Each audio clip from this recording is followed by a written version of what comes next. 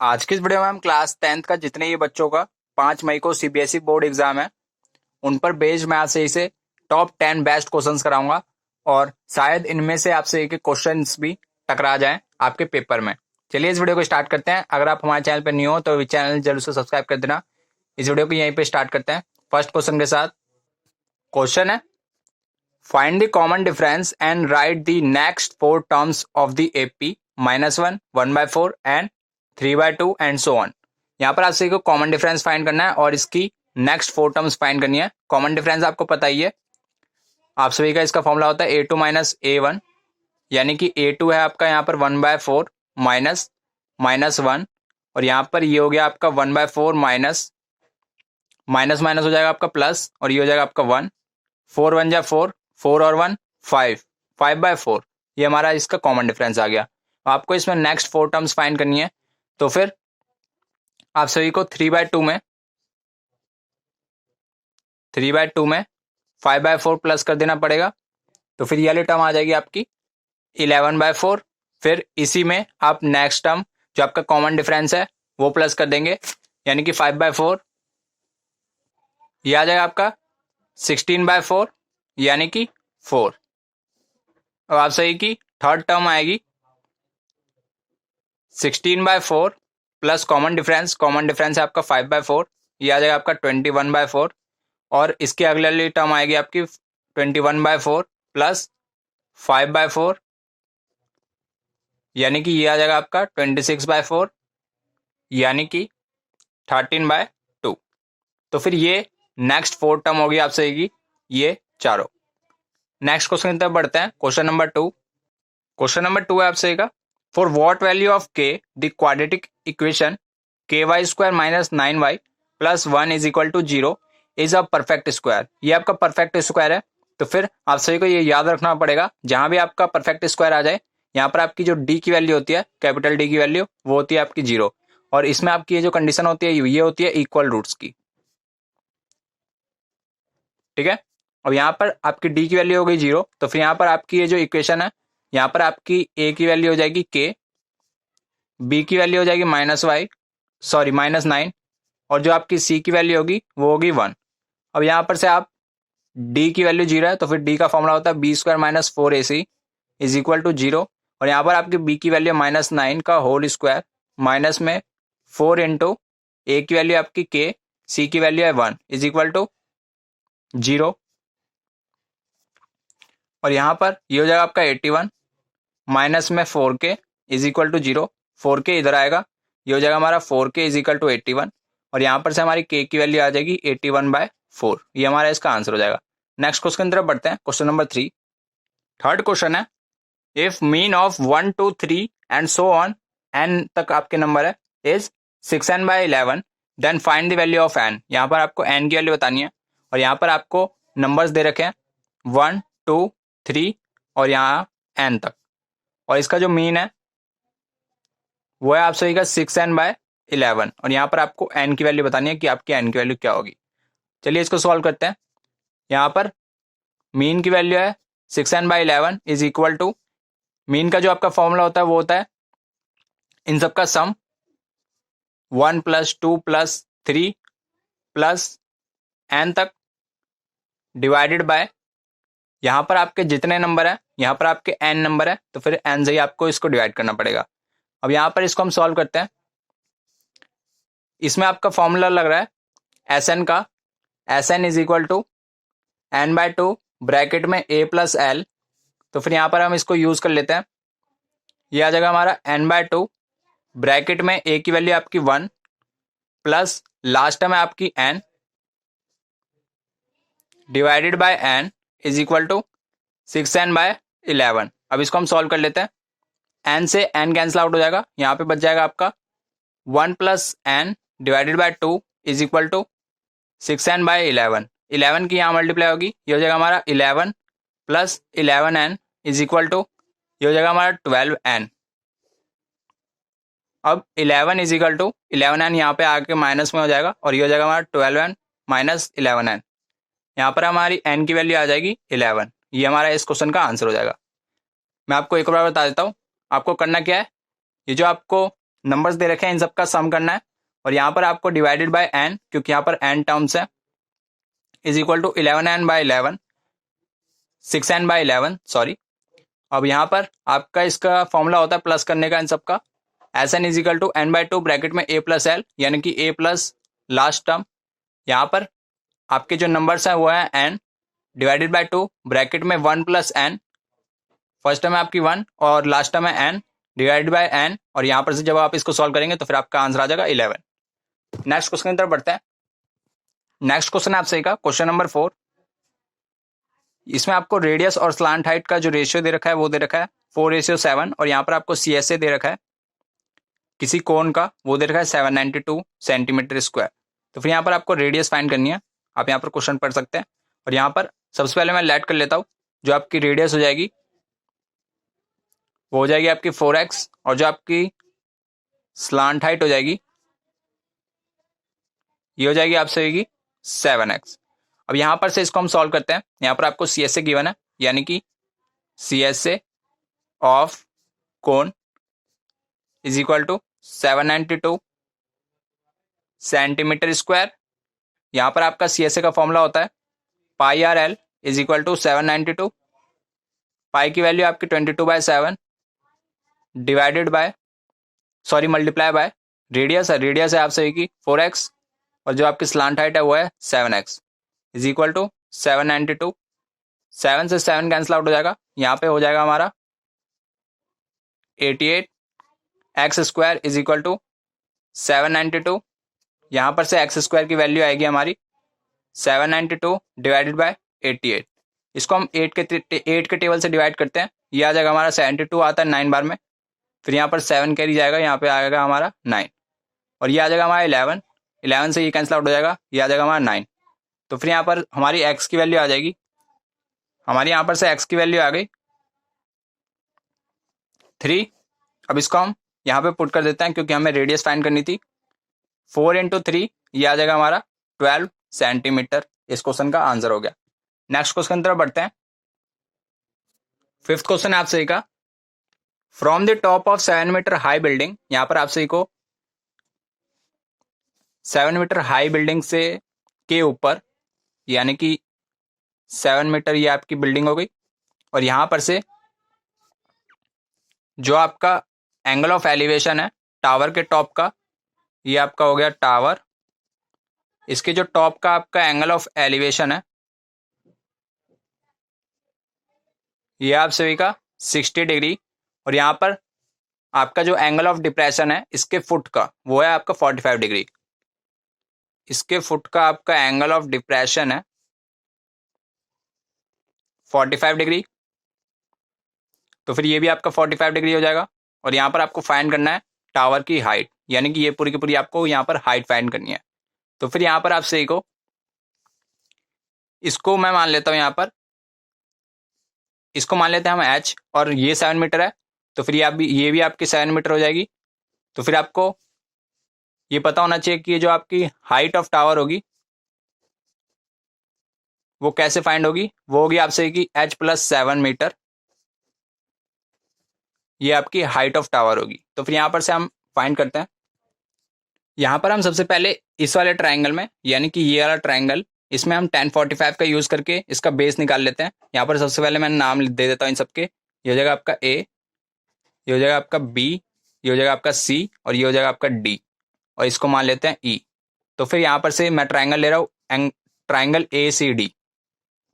इन triangle ACD इसमें हो जाएगा आपका tan 45 degree is equal to perpendicular by base, यानी कि 7 मीटर डिवाइडेड बाय DC। तो फिर tan 45 की वैल्यू होती है आपकी 1, 7/DC, तो फिर आपके यहाँ पर से DC की वैल्यू आ जाएगी 7 मीटर। अब आपको ये पता लग गया कि ये है आपकी 7 मीटर, तो फिर ये भी हो जाएगी आपकी 7 मीटर, ये पूरी भी आपकी 7 मीटर हो जाएगी।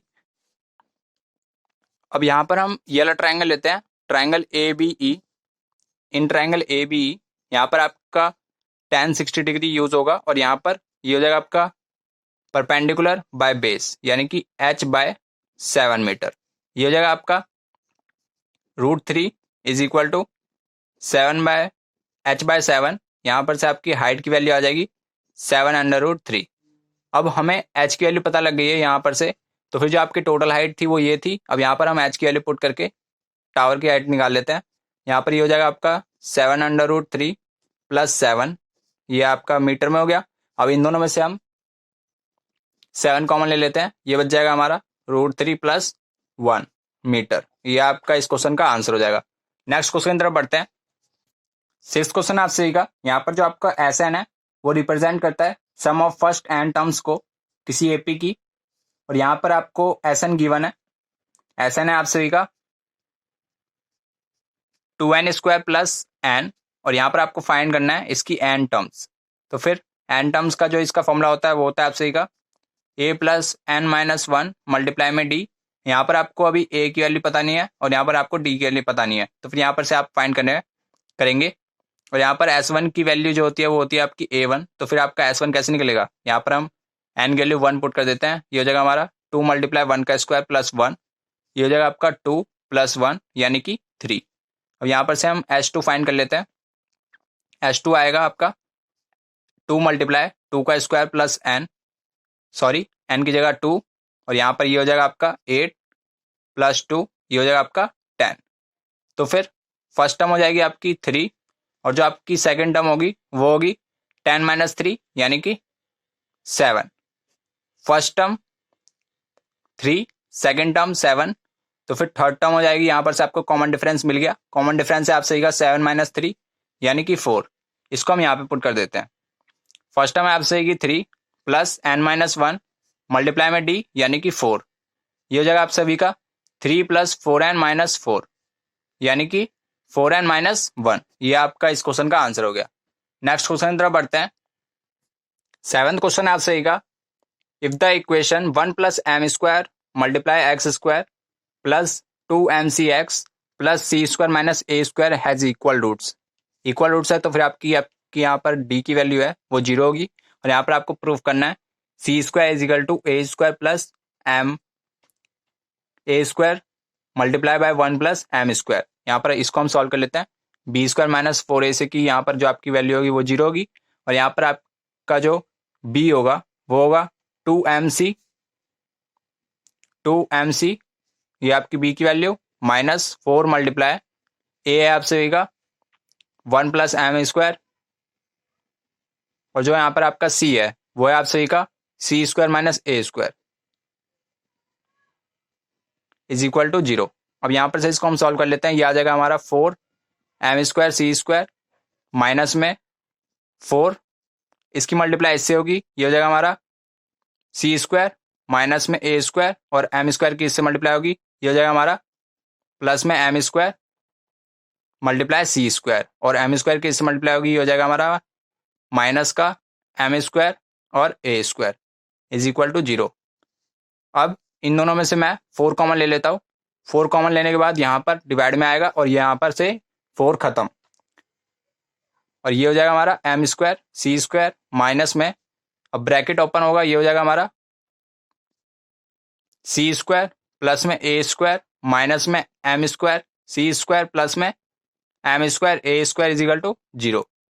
अब m² c² से ये अलग कट गया क्योंकि ये दोनों प्लस माइनस है, और यहाँ पर आपका बच गया m² a² प्लस में a² माइनस में c² = 0। अब c² को इधर ले जाते हैं, ये हो जाएगा हमारा c², और ये हो जाएगा हमारा, इन दोनों में से a कॉमन ले लेते हैं, a² कॉमन ले लेते हैं, ये हो जाएगा हमारा m² + 1। तो फिर ये आपका प्रूफ हो गया, हैंस प्रूव्ड। नेक्स्ट क्वेश्चन तरफ बढ़ते हैं। क्वेश्चन नंबर 8 आप सभी का, 2 क्यूब्स हैं और दोनों का वॉल्यूम है 125 सेंटीमीटर स्क्वायर, और यहाँ पर इन दोनों को जोड़ दिया जाता है और यहाँ पर बना दिया जाता है क्यूबॉइड, और यहाँ पर आपको क्यूबॉइड का सरफेस एरिया फाइंड करना है। तो फिर यहाँ पर आप सभी को एक क्यूब का अगर आप साइड फाइंड कर लेंगे तो फिर यहाँ पर आप सभी को दूसरे क्यूब की भी साइड पता लग जाएगी, और वहां पर से आप लेंथ निकाल लेंगे और ब्रेथ निकालेंगे और हाइट। तो फिर यहाँ पर से हम वॉल्यूम ऑफ क्यूब लगा देते हैं। इसका फॉर्मूला होता है आपका a³ = 125, यानी कि a की वैल्यू आ जाएगी आपकी 5 सेंटीमीटर। तो यहाँ पर से जब आपकी एक की 5 सेंटीमीटर आ गई तो फिर दूसरे की भी साइड 5 सेंटीमीटर होगी, अब इन दोनों को जोड़ दिया जाता है, यानी कि इसकी लेंथ ब्रेथ और हाइट है आप सभी की 5 और इसकी भी आपकी 5। जब इन दोनों को जोड़ देंगे तो फिर ये हो जाएगा आप सभी का, लेंथ हो जाएगी आपकी 10 सेंटीमीटर और जो आपकी ब्रेथ है वो हो जाएगी आपकी 5 सेंटीमीटर और जो आपकी हाइट है वो हो जाएगी आपकी 5 सेंटीमीटर, क्योंकि यहाँ पर खाली लेंथ में इंक्रीजमेंट होगी और कहीं पे भी यहाँ पर आपकी ब्रेथ और हाइट कहीं पे भी इंक्रीज नहीं होगी। तब यहाँ पर हमने लेंथ में चेंज किया, बस यही आपको ध्यान रखना है इस क्वेश्चन में, बाकी पूरा क्वेश्चन सिंपल है। अब यहाँ पर आप सही को क्यूबॉइड का सरफेस एरिया पता होना चाहिए। क्यूबॉइड का जो आपका सरफेस एरिया होता है वो होता है आप सही का 2 ब्रैकेट LB प्लस में BH प्लस में HL। तो फिर 2 मल्टीप्लाई लेंथ इंटू ब्रेथ यानी कि 10 मल्टीप्लाई 5, ये हो जाएगा आप सही का 50। ब्रेथ मल्टीप्लाई हाइट यानी कि 5 मल्टीप्लाई 5, ये हो जाएगा आपका 25 प्लस H मल्टीप्लाई L यानी कि 5 मल्टीप्लाई 10, ये हो जाएगा आपका 50। तो फिर 50 और 50 हो गया आपका 100, 100 और 25 हो गया आपका 125, 125 मल्टीप्लाई 2, ये हो जाएगा आपका 250 सेंटीमीटर स्क्वायर। इस क्वेश्चन का आंसर हो गया। नेक्स्ट क्वेश्चन जरा पढ़ते हैं। 9th क्वेश्चन आप सही का, a pole 14 metre high casts a shadow 14√3 metre long on the ground, find the angle of elevation. Sun का आपको एंगल ऑफ एलिवेशन फाइंड करना है। तो फिर यहाँ पर आपकी जो पोल की जो हाइट है, इसकी हाइट है आपकी 14 मीटर और यहाँ पर ये ग्राउंड पर शैडो फॉर्म कर रहा है 14√3 का। तो फिर यहाँ पर ये आपका 90 डिग्री का एंगल बनाएगा और ये आपको एंगल ऑफ एलिवेशन फाइंड करना है यानी कि थीटा। तो फिर tan theta is equal to 14/14√3, 14/14√3। तो फिर यहाँ पर से आपकी tan थीटा की वैल्यू हो जाएगी 1/√3, 14 से 14 कैंसिल आउट हो जाएगा और यहाँ पर आपकी थीटा की वैल्यू आ जाएगी 30 डिग्री। ये आपका इस क्वेश्चन का आंसर हो जाएगा। नेक्स्ट क्वेश्चन की तरफ बढ़ते हैं। इस वीडियो का ये लास्ट क्वेश्चन रहेगा, क्वेश्चन नंबर 10। 10th क्वेश्चन आप सहीगा इस वीडियो का लास्ट क्वेश्चन।